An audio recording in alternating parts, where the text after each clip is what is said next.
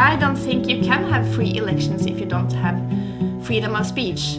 I don't necessarily have a list that you need to have so many television channels and so many newspapers, but you need to have freedom of information to have free elections.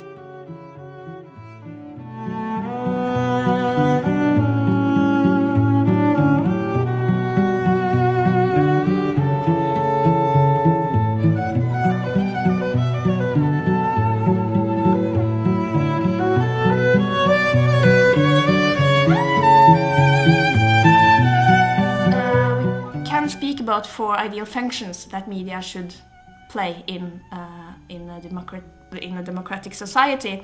And the first very crucial one is to give knowledge and information to people about their rights. People who don't know about their rights, in fact they don't have any rights. It doesn't help to have a lot of rights on paper if you don't use them or know about them.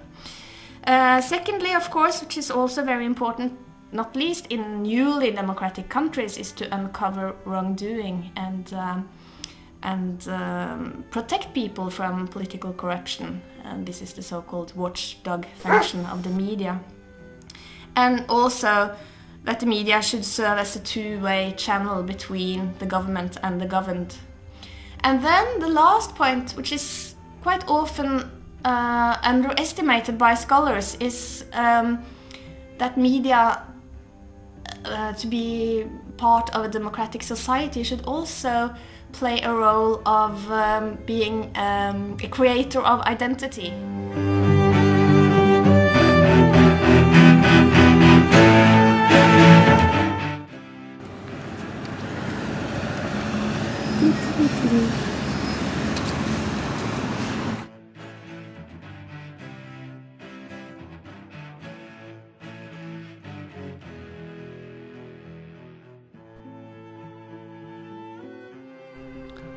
Prime Minister Zenawi made these comments on the question of democracy in Ethiopia in an interview with the Washington Post after the so-called democratic election. Over the years, I have come to recognize that democratization in Ethiopia is not just a matter of choice, it is a matter of national survival.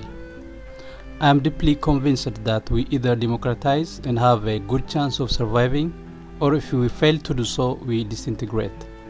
That is a significant evaluation in my thinking. I know more now than I did in the past about the process of democratization. I know more about the pitfalls. A peaceful, strong, viable opposition is part of any vibrant democracy. And we wish to have a vibrant democracy, and therefore we wish to have a vibrant, strong, peaceful opposition that is fully committed to the Constitution and to play by the rules.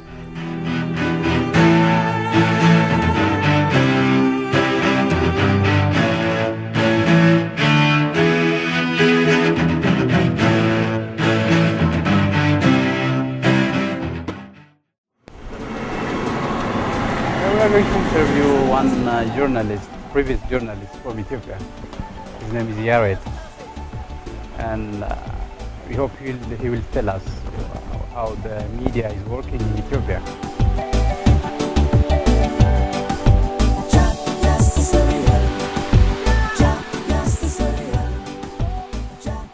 And I had been working. We got information before we talk. We got the data before we see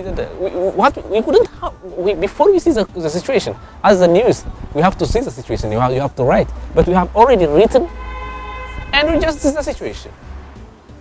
Media is so important not only for the democracy, for the government, or for the election process. It's important for the development of the country as well. The majority of our society is living in the rural area. The government can convince because he has authority to say something, and the freedom of speech is not allowed. Actually, in general, media is so important to convince people, especially for the third world peoples in the developing countries. Look, Ghana. Ghana is from Africa. They are developing radically. You know why? At the same time, they are growing the democratization process in media. 8 newspapers have been closed down the last year in Ethiopia. There are several websites that you cannot access from within Ethiopia. A very a particular thing is that the SMS service has been closed down within the country. As far as I know, it's the only country on the African continent where that happens.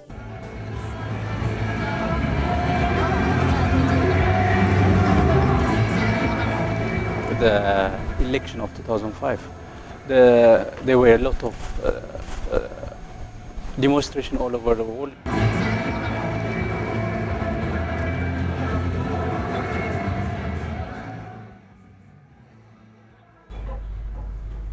For me, it was a shock to come back to Ethiopia and work as a journalist, because in Norway I'm so used to doing what I want, writing the things I want to write about and say the things that I want to say. And what really broke my heart was to see that there were so many good journalists in Ethiopia, and especially in Addis Ababa, and they were locked. They could not say and write what they wanted to say, and even in the radio, they didn't have the chance to do the things they wanted to do.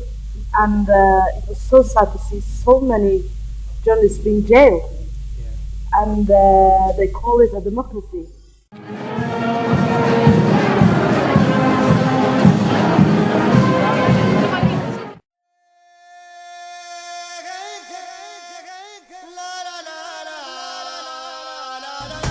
The beauty of Nepal, the Himalayan nation, is breathtaking. The culture fascinating.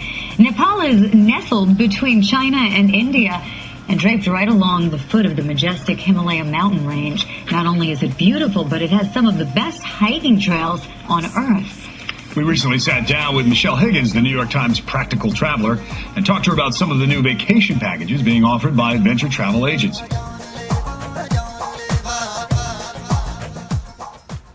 I wanted to know more about this beautiful country and what the situation of the press was in Nepal, and what better way to find out by asking the Nepalese themselves. Luckily, I didn't have to go far to find them. In earlier days, since after the modernization of Nepal, we didn't have much press freedom or nothing that came out in news because Nepal was so small. And anything came up was when British just were ruling in India, so they had some connections. So East India Company could have some relevant news on Nepal, what's happening and stuff like that. It was all censored, so the state had to cut all the news that was against the royalty. You are not allowed to speak against the royalty, monarchy, and then other rights and stuff like that. So it was all censored.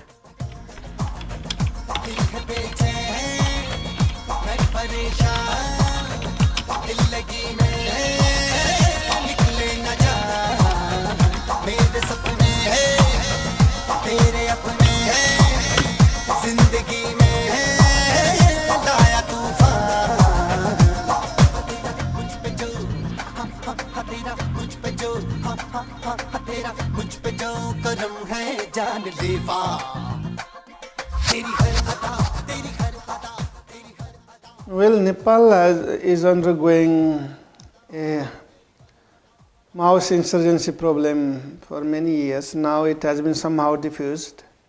But in that difficult context, time to time, in on and off basis, press freedom has been taken away.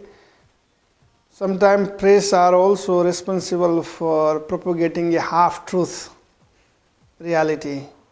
And that is even more dangerous for simple people like Nepalese people from the mountain region and so on, because they don't know the complexity and difficult picture, and they just accept the little half-truth.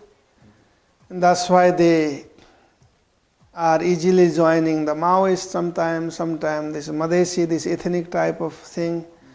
So all these different negative externalities, I would say, the press freedom has been somehow affected. The Maoists would kill 100 people, and then if it would be in media, then it sounds as if the Maoists are winning. You know.